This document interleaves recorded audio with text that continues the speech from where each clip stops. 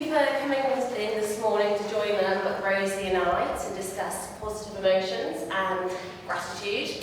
For those of you that don't know me, my name is Lianne and I'm assistant head teacher in secondary.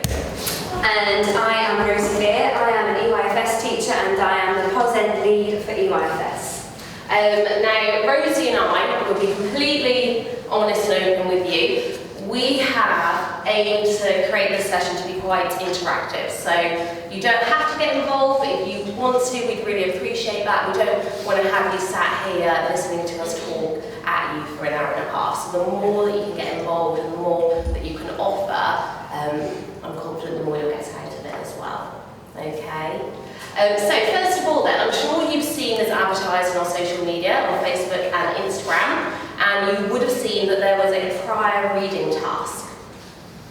So hopefully we can start with some morning welcome, come and join us, and we can start with some of your thoughts on that task.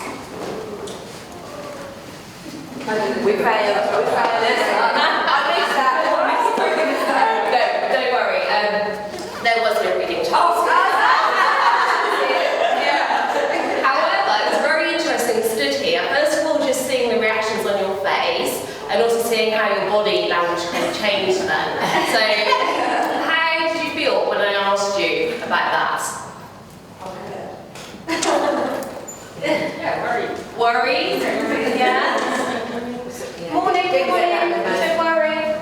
Yeah, we didn't get that memo.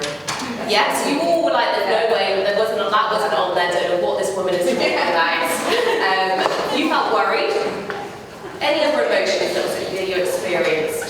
Blame. I was blaming my wife for not saying. God damn it, never Yeah? Any other emotions? I felt slightly forced to know about that, and I let the teacher down by not doing it. Okay, interesting. Slightly. Yeah. Just slightly. Okay, so a little bit of disappointment in yourself, then, perhaps. Slightly. Yeah. I lose lots of sleep over it. But, Okay. and I think the younger me would have really worried. Yeah. Okay. Did any of you feel it somewhere? Did you have a feeling in your body when you suddenly thought, oh, I don't know what she's on about, I haven't done it? Did you get that feeling in your stomach at all? Yeah. Yeah? That feeling that was sometimes kind of in our guts. You know, when you're in a situation and you suddenly don't feel comfortable, or again, you don't really know what somebody's talking about, and you get that kind of, it feels a bit kind of squidgy and bubbly going on there. Yeah? Okay. So then, when we think about positive emotions, what we're going to do this morning is we're going to go through exactly what emotions are, and hopefully you'll be able to take away with you some tools about how you can build those positive emotions as well. But a little definition here. So we say that positive emotions, or emotions in general, are short-lived experiences that produce a change in how we think, in our behaviour, in our physiology as well. Now, if you think, I'm going to do a little task as well. So could you all just sit and maybe put your elbow on your knee for me? Sorry if you haven't got me. I can't do it because I'm stood up. Yeah, just, you know how when you sit, your elbow on your knee. Okay.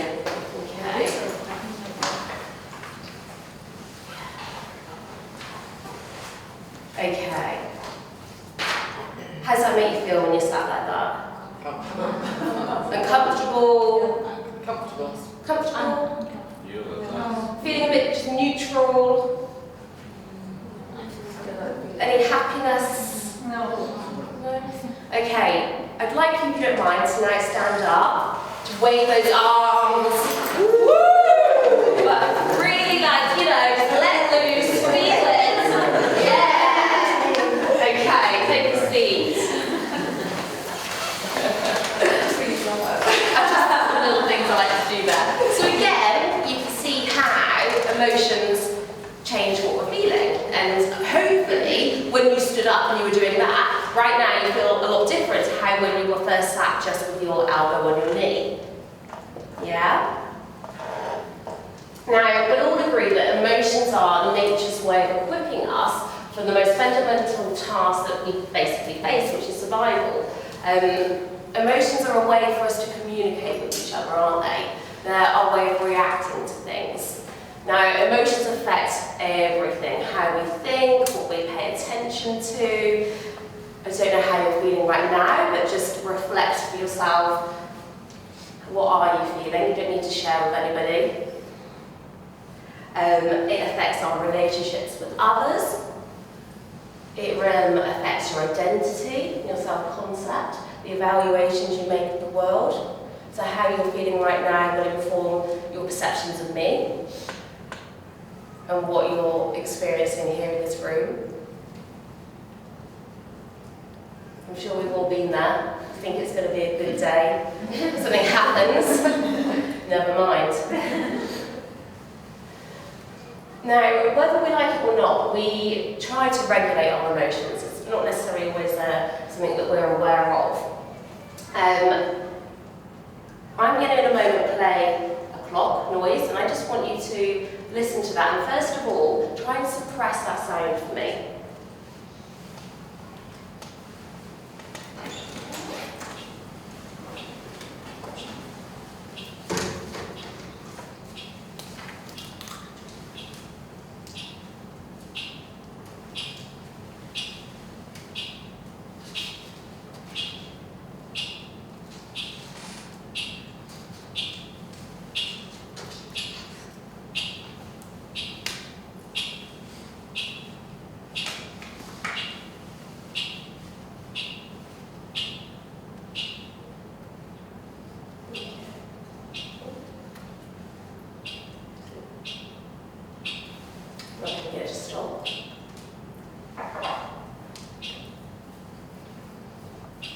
It does not want to stop. Usually, the emotions I'm feeling right now.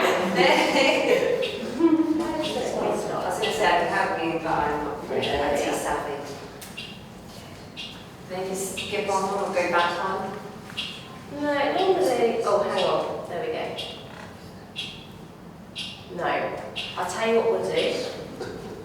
There we go. Okay, so in trying to suppress that sound, what happened to your emotions and your energy? Focus more on it. Yeah, you focus more on it. Did you find it was relatively easy to suppress that sound? No? There were a few distractions. We obviously, wonderful Christina came in. No, that was perfect timing. Did you manage to suppress the sound? How many of you felt that you were actually able to do it? The more focusing you on it, it gets louder. It got louder. Yeah, that's true, isn't it? Persists. Okay. Now this time, I'm going to play it again, and what I'd like you to do is accept the sound. Don't try and suppress it, just accept it. Okay?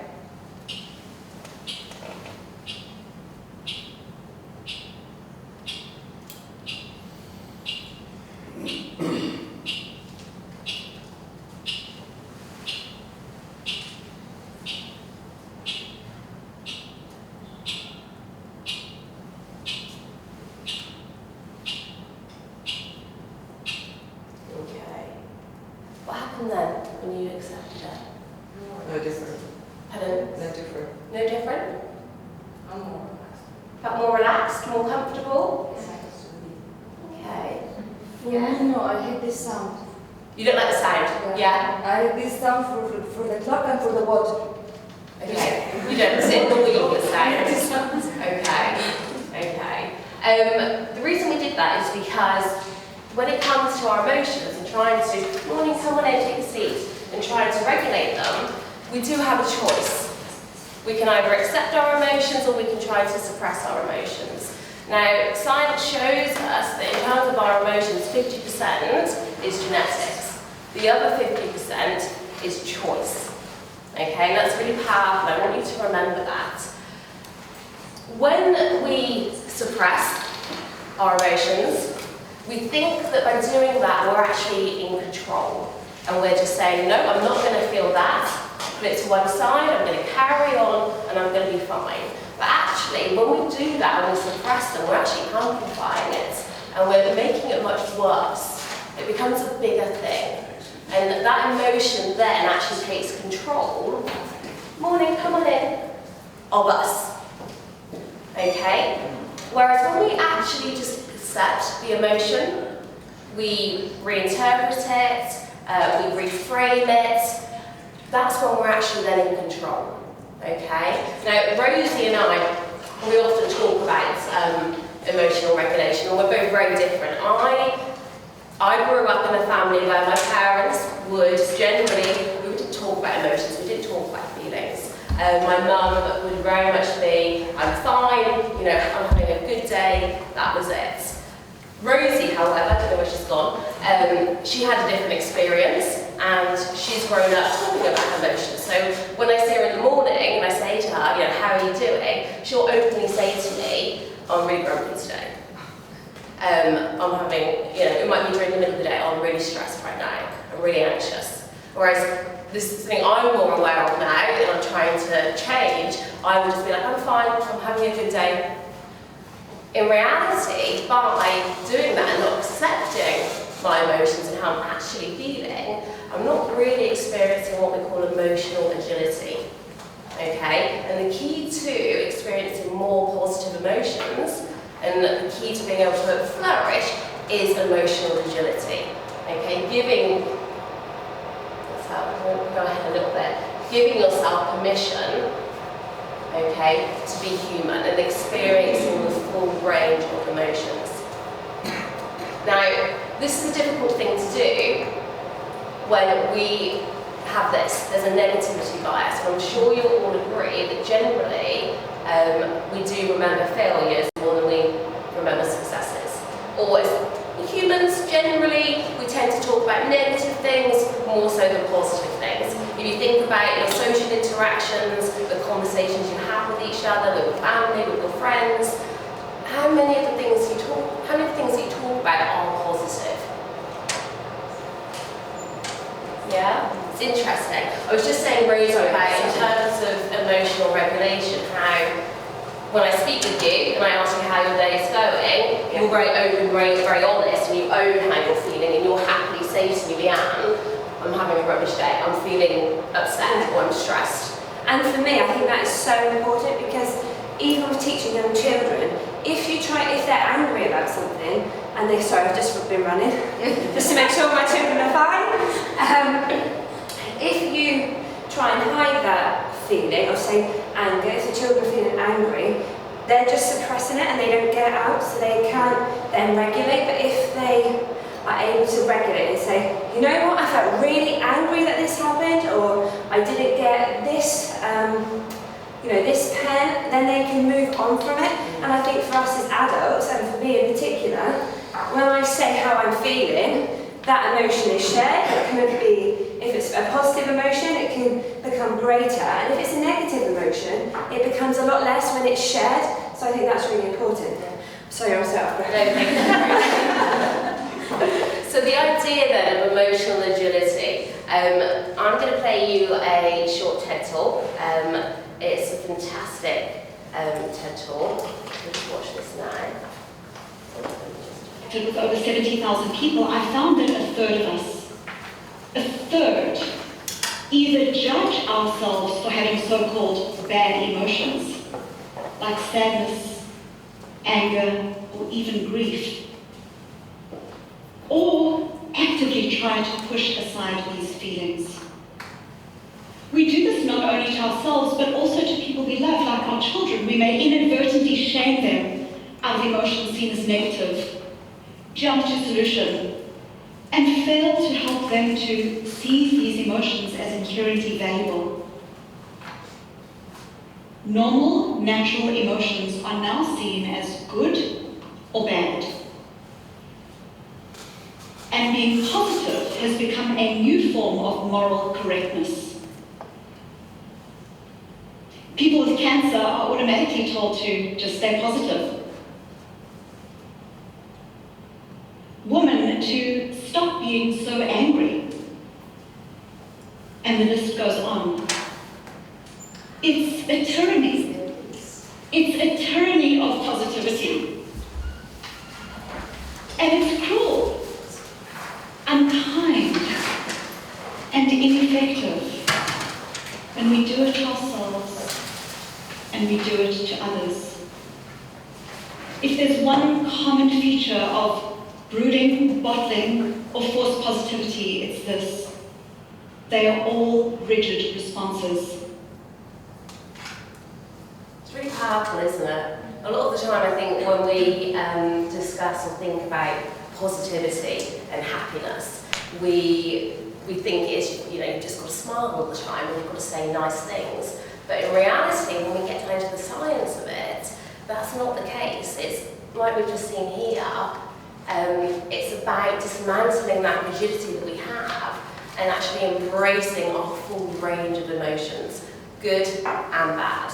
We have to experience those so-called bad, negative emotions in order to actually flourish and become better, happier people. And this is a key message not only for yourselves to think about, but also to think about with your children as well. So like I said, it's about experiencing the full range of emotions. That's what helps us to ultimately experience more positive emotions. So, you know, I give myself permission to be human. If I'm not having a great day, if I am feeling tired, or if I am feeling stressed, I've got lots of deadlines at work, that's fine. I just need to accept that, I own it, and I tell my colleagues that that's how I'm feeling, or I tell my partner when I go home. It's not about internalising it. But that's a hard thing to do, and it's something that I myself, I'm not great at doing, I'm still learning, and it takes more mental thought and effort for me to actually do that.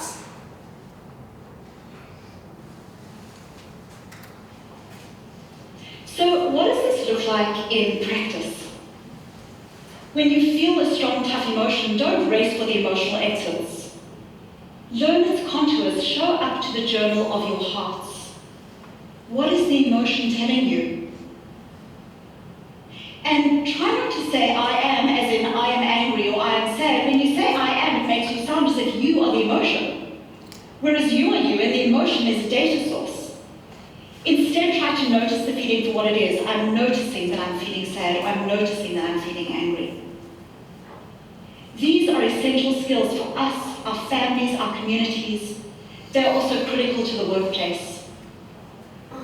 In my research, when I looked at what helps people to bring the best of themselves to work, I found a powerful key contributor: individualized consideration.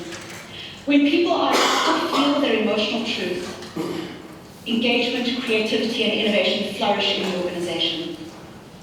Diversity isn't just people, it's also what's inside people, including diversity of emotion. The most agile, resilient individuals, teams, organizations, families, communities are built on an openness to the normal human emotions. It's this that allows us to say, what is my emotion telling me? Which action will bring me towards my values? Which will take me away from my values?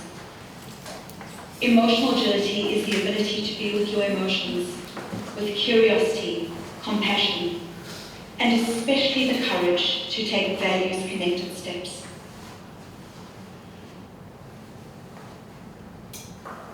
Okay, so emotional agility then.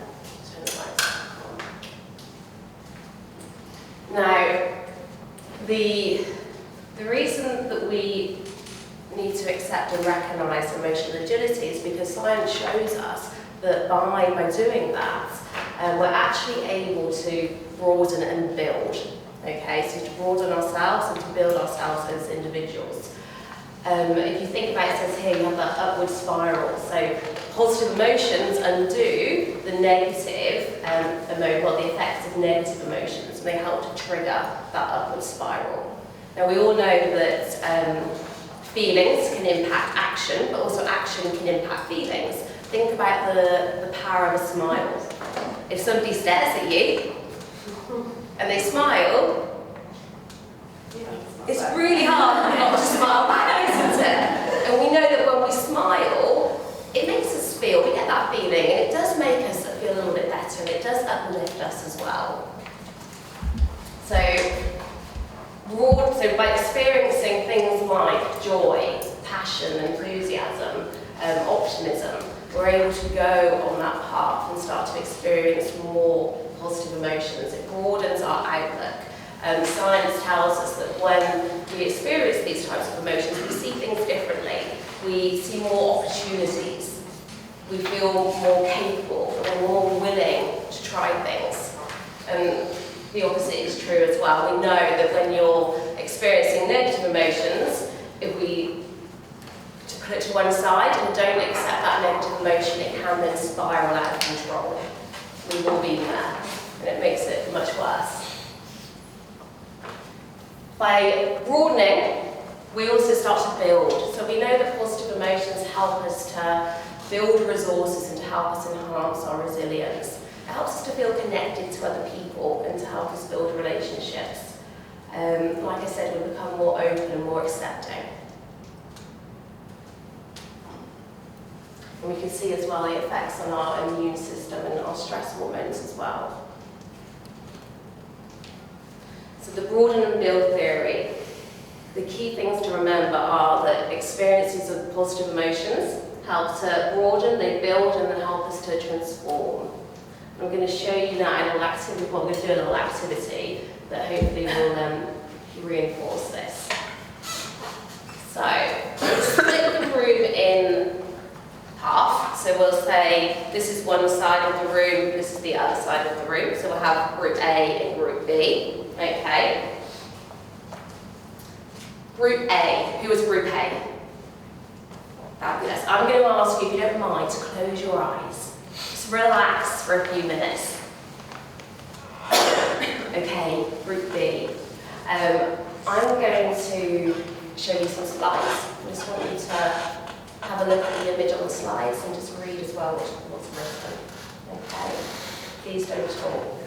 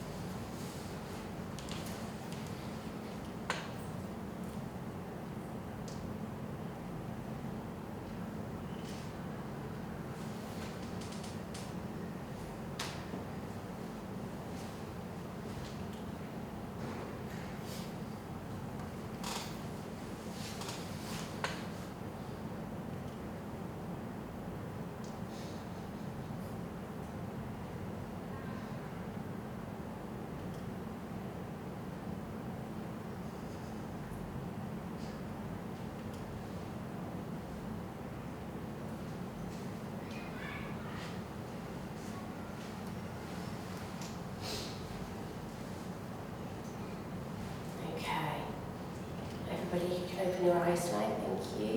So we're going to do a little quiz. So, a couple of questions. So on the next slide, a picture where a face will appear. I want you to ignore everything else in the picture. I just want you to think, is that person male or female? Male.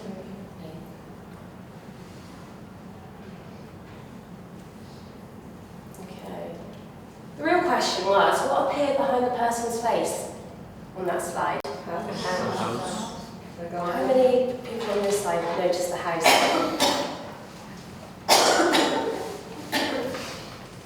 Can you solve this math problem?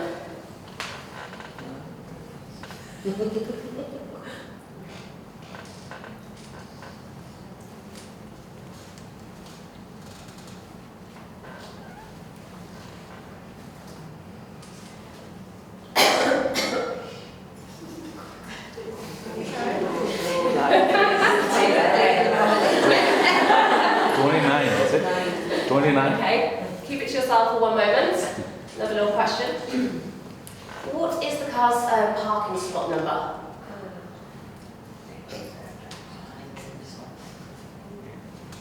87. 87. Okay. Now, the reason we've done this is, as I've been saying, research tells us that when we experience positive emotions, so group B, you have the opportunity to reflect on a cherished memory. For those of you that had your eyes closed, that's what they were asked to do, and they were shown a series of slides to try and invoke that positive feeling. So when we experience these positive emotions, people tend to have a wider awareness and increased peripheral vision. Tend to perform better on tests.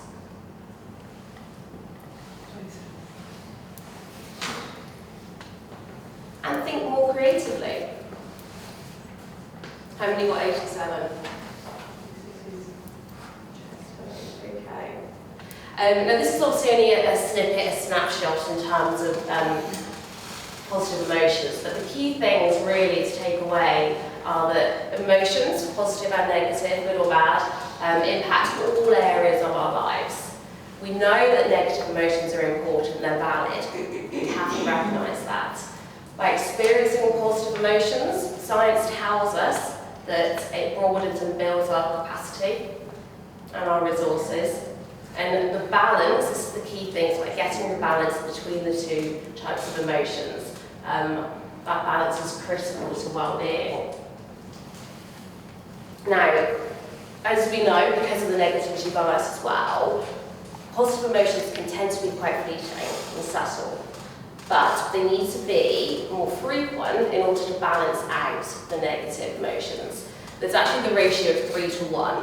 So for every negative emotion that you experience, research shows you then need to experience 3 positive emotions to balance out and undo that initial feeling that you had with the negative one. And the key is to try and build quantity over time. So how do we do that? I've got a question. Yeah? Does science show or say how, because obviously emotion can have a period of time. Yeah. So is there any research that says that obviously the emotion is a negative emotion for a period of time, how many more positive experiences do you need to have for that period of time of negative? The research I've looked at just stems around for every 1 negative, 3 positive. Because time's a massive factor to Oh, that. huge, it is. I mean, just, no, And in a minute, I'm going to just do with you a little, we'll map our emotions and you'll see how you feel in one day compared to a week, compared to a month, compared to a year. You'll see how those emotions change. Okay, but yeah, time is a huge factor there. But in terms of the answer to your question, I don't know the answer there. Apologies. no. So, like it's about balance. So here, I might be feeling particularly positive because I've just eaten some cake. That makes me feel happy. Or it might be because I've done some exercise. That always puts me in a positive mood and I feel much more kind of, ready for life and can do anything. Or I might have had an argument with my partner, or I might have a huge pile of work that I need to do. I might have come out of a lesson and felt really that wasn't how I wanted it to go. So we have ups and downs, and that's fine. We need to have ups and downs, don't we? We need to have that balance. If we all felt like this, we wouldn't be human, would we? If you think about when somebody dies, we are sad, we have to grieve, but that's our body's way of protecting us. And it might be that you might stay inside and not speak to anybody for a day, a week, for months, however long it might be. But there's a reason that's happening. And again, that's fine, because then it helps us to become stronger. And it helps us to hopefully build more relationships and connect with other people as well. So this state of well-being, well, it isn't well-being.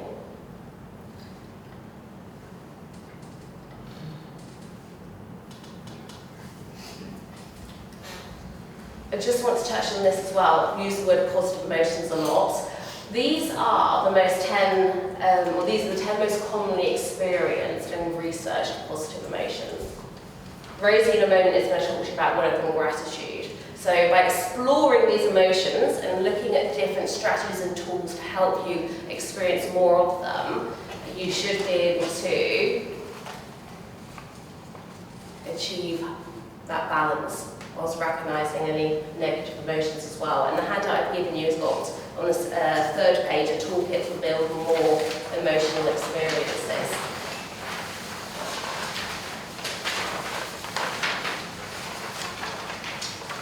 Now in that handout as well, sorry, do you mind if I just take that a second, you will see that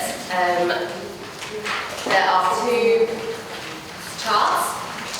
So please, you don't have to do it now, but at home, if you want to reflect, you want to delve into this further, you can spend some time just tracking over the last 24 hours how you felt, and then thinking about the last 7 days, how you felt and compare the two.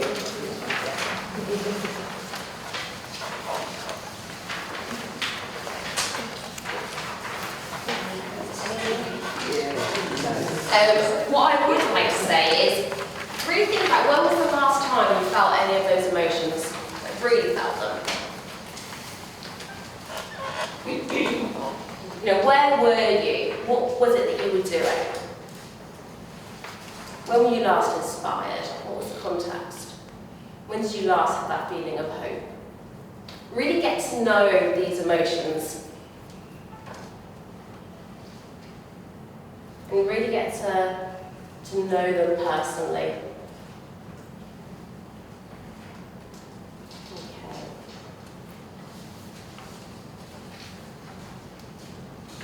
That's it from me. I'm going to hand you over now to Rosie, who's going to explore gratitude, which is one of the 10.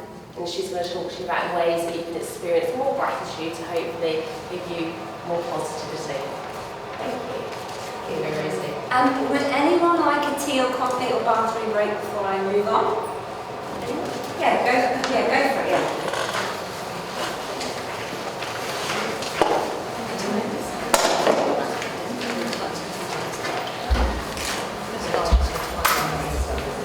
Think about researching plans, designs, there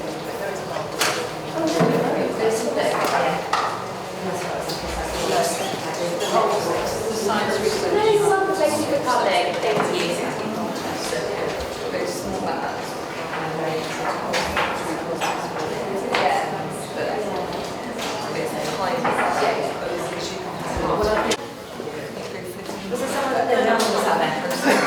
Okay, right, my next part of this is going to be exploring gratitude, what it is and the effect it can have on your life, and we'll also talk a little bit about exploring gratitude with children.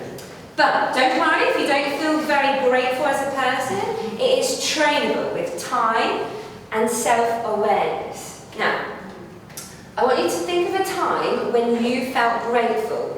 What other feelings and emotions did you associate with this state? So you want to share what other feelings gratitude evokes?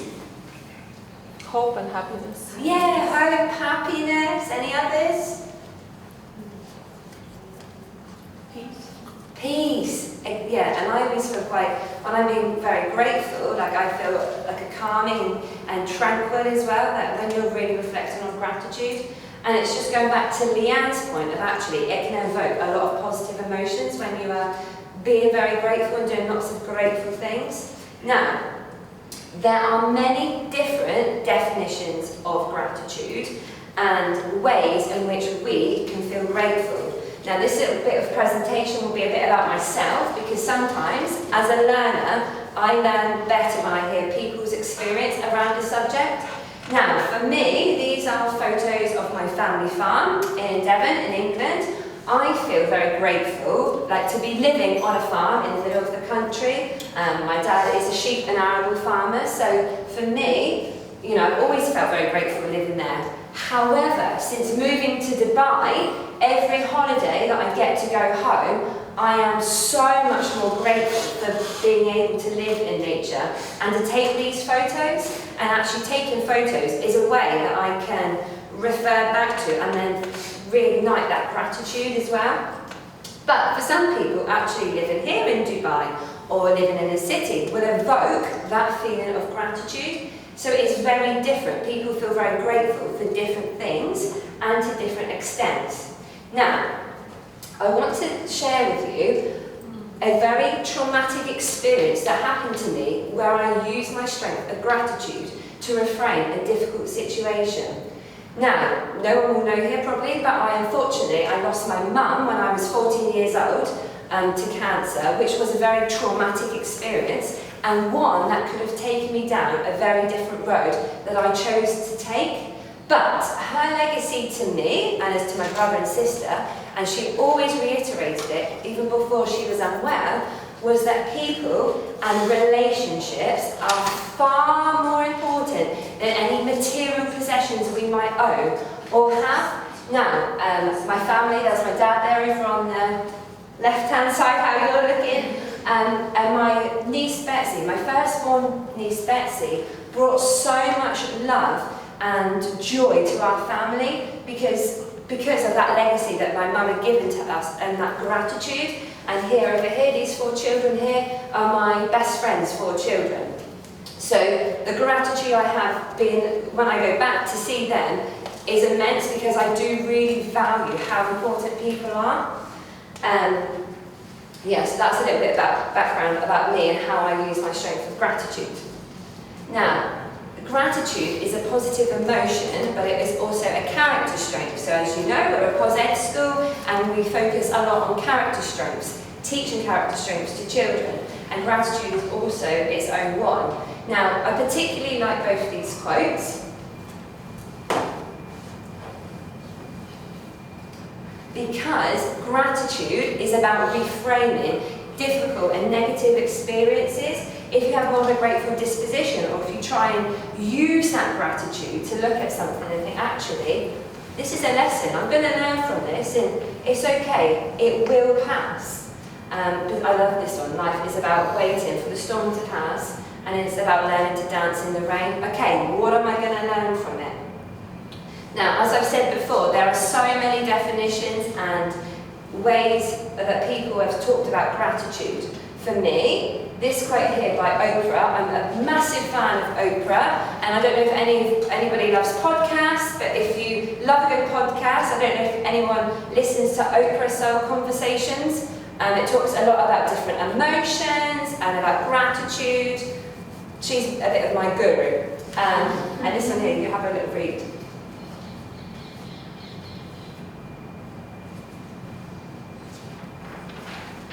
Because for me, gratitude is a deliberate practice that I do, and I am always learning lessons from every situation. And actually, at times in my life where I have been less grateful, as Lianne talked about with the emotions, you know, when I started going negative and it would spiral down and things would get worse. But actually, when I stopped and I became more grateful, okay, this has happened, the relationship has broken down, but what am I going to learn from it? What will I take away from it? Actually, I want to be with someone that is more loving, that is more kind. This is brilliant, let's change it, be more grateful. And I really live by this as well. So please, if you love a podcast, Oprah Soul Conversations, I would always love to have a chat with you about it as well. It's brilliant. Every night I'm listening to something. Okay, research has indicated gratitude is strongly associated with our well-being. Why? Anyone want to share their idea?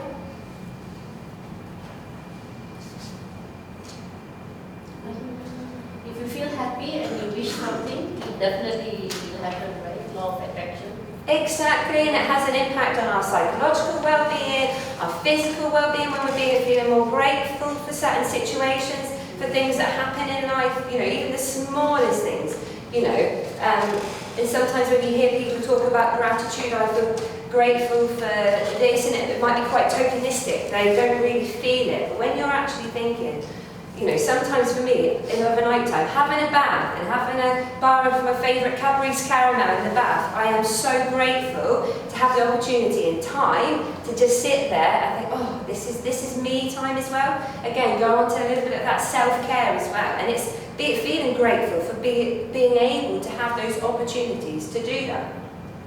Now, I do want to touch a little bit on social media, because obviously we're in a social media world.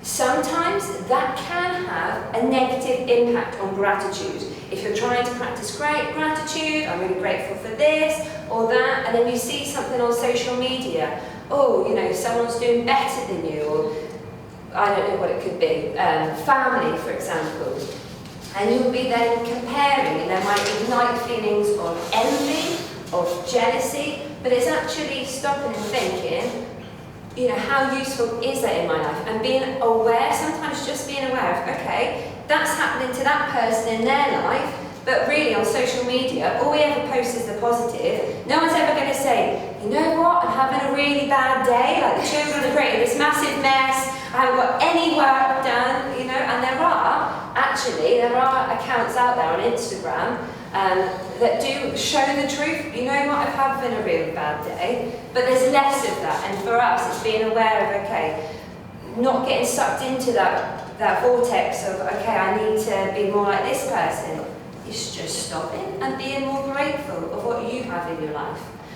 It can also be good for, social media can have positives because you can also be sharing things that you feel really grateful for, or passing on this little quote. You know, you just received a random act of kindness, please pass it on. It's just being mindful of how you use it. Now, I want to show you a little video about the science of gratitude.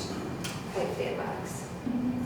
Research shows that adopting an attitude of gratitude, simply expressing appreciation and being thankful, can measurably improve your overall well-being. For example, studies prove that gratitude can increase happiness, reduce depression, and strengthen resilience.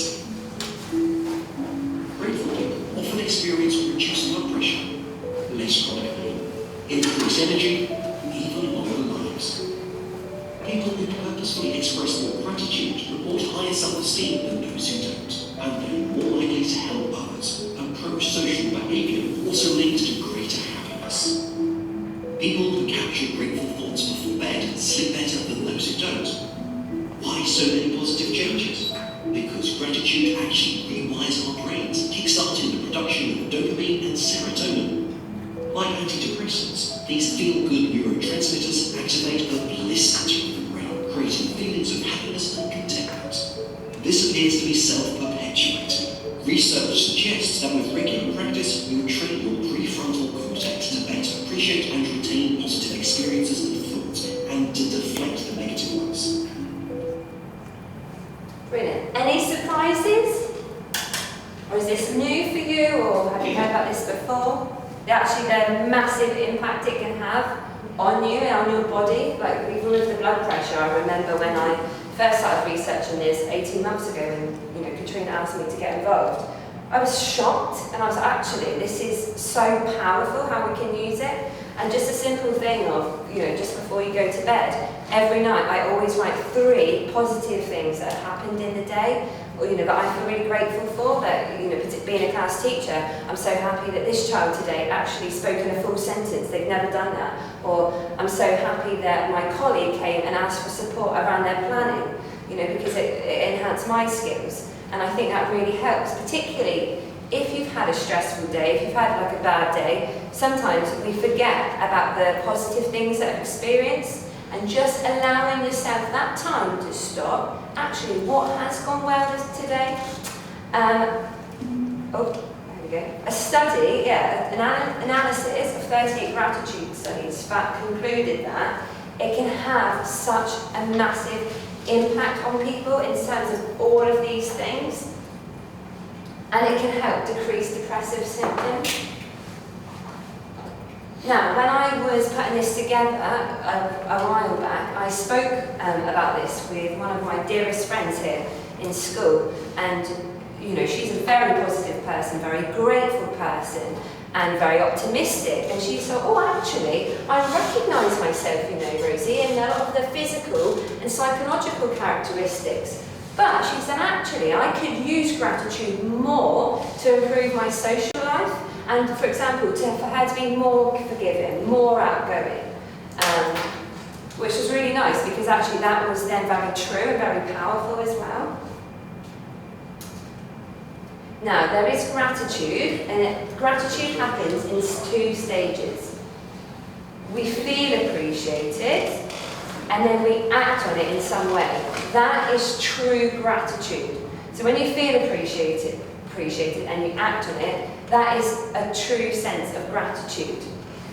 Now, gratitude cannot exist without. Now, I know if I was doing this with teachers, they would hopefully know this, but I know you as parents might not know. There is one character strength that gratitude cannot exist without. Does anyone have an idea of the character strength that it cannot exist without?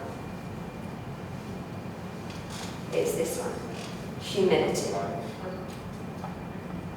And it's about being humble. And as my dad would say to me, it's nice to be important, but it's more important to be nice. If we are not humble, how can we feel gratitude? You know, and that actually really stuck with me when I was talking it through with him. He said, you know, Rosie, it's nice to be important, but it's more important to be nice. And taking that forward in your life.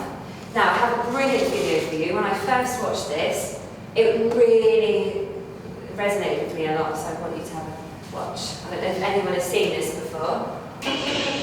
So I had trust back then. Yeah, those were simpler times, I think. I just feel like we may be going back to that, by the way. But in a way, good, because when I read things like the foundations of capitalism are shattering, I'm like, maybe we need that. Maybe we need some time where we're walking around with a donkey with pots playing on the sides. You think that would just bring us back to reality? Yeah, because everything is amazing right now, and nobody's happy. Like, in my lifetime, the changes in the world have been incredible. When I was a kid, we had a rotary phone. We had a phone that you had to stand next to, and you had to dial it. Yes. You don't realize how primitive, you're making sparks in a phone, and you actually would hate people with zeros in their numbers, because it was more, like, oh, this guy got 2 zeros, screw that guy. And then if they called and you weren't home, the phone would just ring lonely by itself. And then if you wanted money, you had to go in the bank when it was open for like 3 hours. You'd stay in line, write someone check like an idiot. And then when you ran out of money, you just go, well, I can't do any more things now. That's it, yeah. That was it. And even if you had a credit card, the guy would go, oh, so we bring out this whole shunk, and he would call president to see if it's all true, kids. You had to call the president, yeah. It was ridiculous. Yes. Do you feel that we now, in the 21st century, we take technology for granted? Well, yeah, because now we live in an amazing, amazing world, and it's wasted on the crappiest generation of just spoiled idiots that don't care, because this is what people are like now. They got their phone, they're like, it won't. Give it a second. It's going to space. Give it a second to get back from space. It's the speed of light.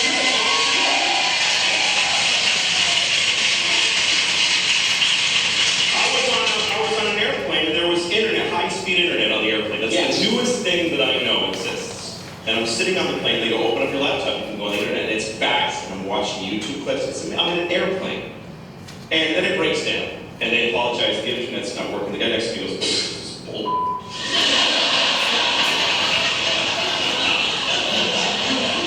Like, how quickly the world owes him something he knew existed only 10 seconds ago.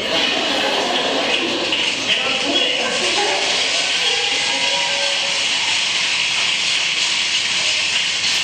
Flying is the worst one, because people come back from flights and they tell you their story. And it's like a horror story. They act like their flight was like a cattle car in the 40s in Germany. That's how bad they make it sound. They're like, it was the worst day of my life. First of all, we didn't board for 20 minutes. And then we get on the plane and they made us sit there on the runway for 40 minutes. We had to sit there. Oh, really? What happened next? Did you fly through the air incredibly like a bird? Did you partake in the miracle of human flight and not contributing zero? You're flying! It's amazing! Everybody on every plane should just constantly be going, oh my God! You're sitting in a chair in the sky.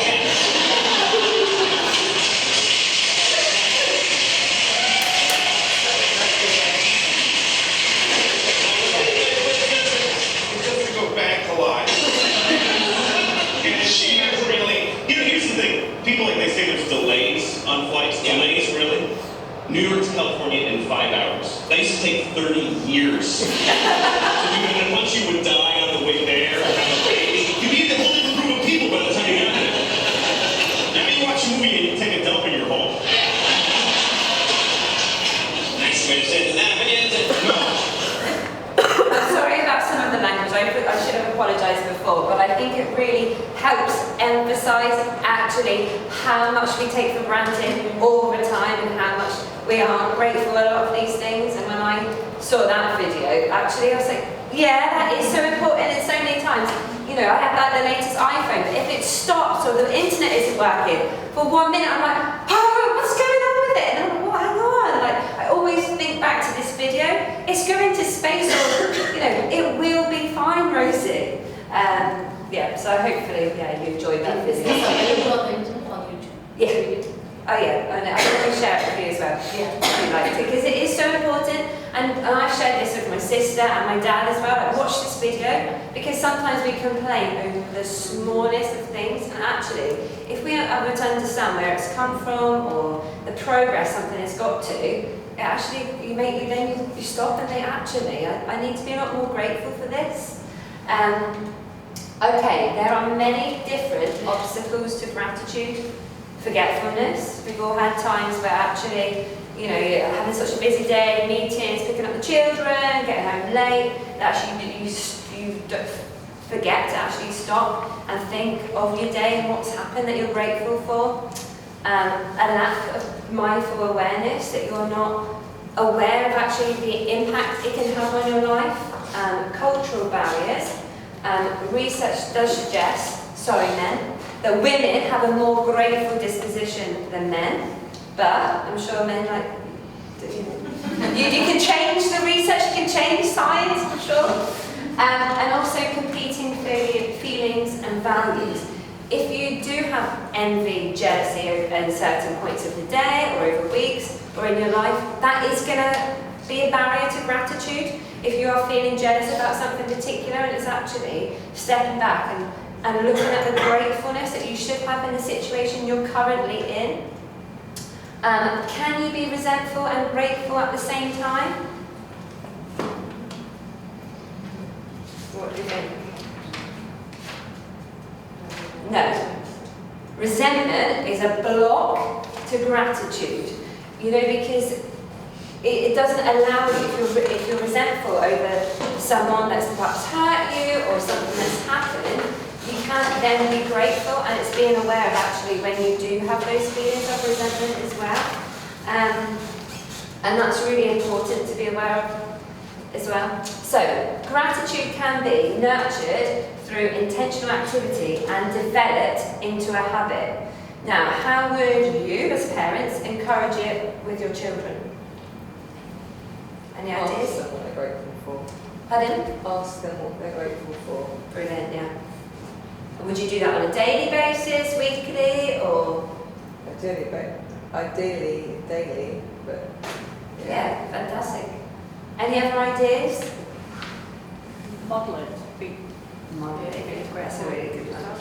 And being grateful as well. Now this is a gratitude jar, and when I did this presentation a long time ago with the LSPs, one of my LSPs had said, with her and her partner, they have a gratitude jar at home, and every day her and her partner write down what they're grateful for. And then I thought, actually, I discuss it with my best friend, and she gets the children to do it at home every day, just one thing they're grateful for, and it really makes them think outside the box. Because at first they'll say, I'm grateful for chocolate, I'm grateful for Peppa Pig or whatever they want to, but then as time goes on and Kat, my best friend, models it, you know, their ideas are more open. I'm grateful that we live on a farm. I'm grateful that we're surrounded by nature. I'm grateful for you, Mummy. That's what she had one day, and she sent me a picture. I was like, oh, that's so cute, because her children have, you know, are becoming deeper with that gratitude as well. That's sorry, Rosie, as well, by having that jar as well, it's a great tool if you are experiencing negative emotions and having a bad day, yourselves or your children, it's a good way then to be able to go back into that jar and then to take one out and to reflect on it. And then, like we said, having that positive emotion associated with the gratitude will help to lift you. Yeah, exactly. These are some of the ways that I can also suggest as well about nurturing gratitude in children. And there's also research about this. You can find this on the internet. 7 ways to foster gratitude in children. It's a model and teach it explicitly. So as you were saying before, role model. like I feel so grateful for this situation, is spend time with children and be present. So, we're always rushing around, and I always make a conscious effort when I'm with my niece to put my phone away, unless I'm taking sneaky pictures. But sometimes we can get so wrapped up in our own lives that, people are messaging you, ping, ping, ping, and then children don't really see the value of company and of others. So actually, if you're being present with them, it really highlights that gratitude. And encourage using their strengths to express their gratitude. So character strengths, and that if you've got older children, they'll know them in our school as well. And help children find what matters to them, connect them to the biggest picture. So that's about encouraging them to express what they're really interested in, express what they really value, and then hone in on the gratitude surrounding that as well. I'm going to just show you a short video now about a gratitude journal, one idea.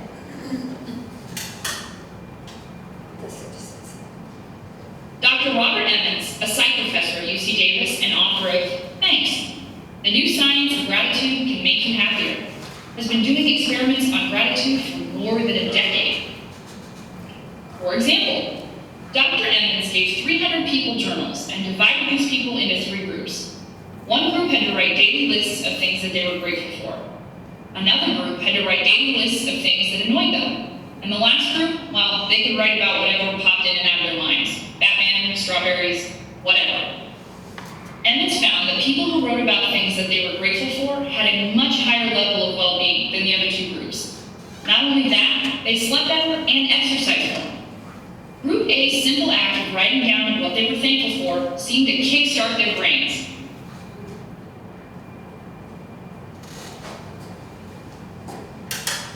So that, again, that just reinforces how important gratitude is, and reinforces how it can shift your head as well, and how you're thinking and perceiving different events in your life. So there are other ways of showing gratitude as well, and demonstrating that. Katrina McCartney took part in the 365 Grateful Project. You can use this website, and she documented it on her Instagram, one thing every day that she felt very grateful for as well. There's also other TED Talks, 365 Days of Thank You, and Haley Bartholomew. I'm not very good at saying that wrong word. I'm an EYFS teacher. We keep words quite simple. 365 Grateful Project. So if you want to have a little research into different ways of expressing gratitude as well. I just have one more video for you, The Science of Happiness. So it's a bit like light on, light off. What makes you happy? Having fun, hanging out with friends, delicious food, making money. Well, consider this. Psychologists have scientifically proven that one of the greatest contributing factors to overall happiness in your life is how much gratitude you show. Yeah? Think about that. Go ahead and marinate on it for a second. You can thank me later if you want. It'll make you feel better according to this study. You go ahead and click on it and read it if you want. Or you can keep watching because we read it. We thought it might be fun to test out for ourselves. We gathered a selection of volunteers to act as our subjects. First, we gave them a test. They didn't know what we were looking for, but it gave us a pretty good idea of their current level of happiness. We asked them to close their eyes and think of somebody who was really influential in their life, somebody who did something really amazing or important for them. We had them write down as much as they could about why this person was so important. Now, a lot of them thought at this point the experiment was over, until we really put them on the spot and tried to get them to call that person and read what they wrote about. And Jessica, we're going to have you call your mother. So who is that right person for you? Person is my sister, Erica. We're going to get Erica a call. Okay. Who'd you end up picking? Friend of mine. Oh, why is it stopped?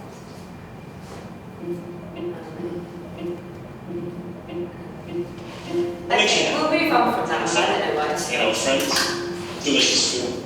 But basically, it went on to say that during that experiment, they got them to really think and of someone that had really impacted their lives, and they would then phone them up to say thank you, like thank you for making this impact in my life for A, B, C, and D. And actually the feelings that it evoked from them and from the person they were saying thank you to, the results lasted for over a month, like that feeling of happiness. So we have a little task for you. I hope you would do it today for me, or for you, it's for you, is a gratitude letter. And actually, I've done this now 4 times. Every time I've done this, gratitude, I've done it myself. And I want you to, hopefully you'll join in with this, really think about someone or something, some person that you feel really grateful for. There's an example here, and of actually saying, you know, you might want to say thank you to them, or I wrote one to my best friend last time to say thank you for always being there for me, even though you live 4,000 miles away. And it's really nice to actually give a gratitude letter. I don't know if you've done it before, Lianne, haven't you? Yeah, and initially when I did it, it took me a good few minutes to actually come to terms with the fact that I was going to write a gratitude letter. For some reason, initially when I was asked to do it, it's not something that came easy to me. I didn't know what to write or who to write it to. And then when I actually did reflect and spend a few minutes doing it, I actually became quite emotional. Yeah, and it really made me feel experience as well. Yeah. We did think about sending you away to do this, but in our experience, having been doing this and with your busy lives, actually sometimes it's nice just to sit for 5 to 10 minutes, to do it now and to have that feeling of that gratitude, so when you walk away, hopefully you'll feel more uplifted. Oh, we got more pens? Got 4 pens, yeah. Oh,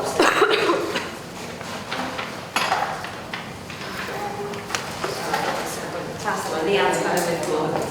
Yeah, there's some more.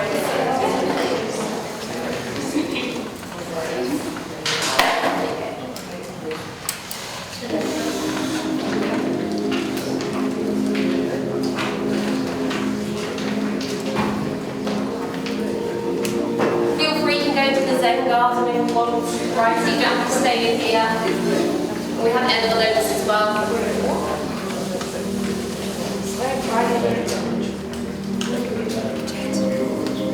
Oh, it's so big. Is it not your thing? You should try it. Thank you. Okay.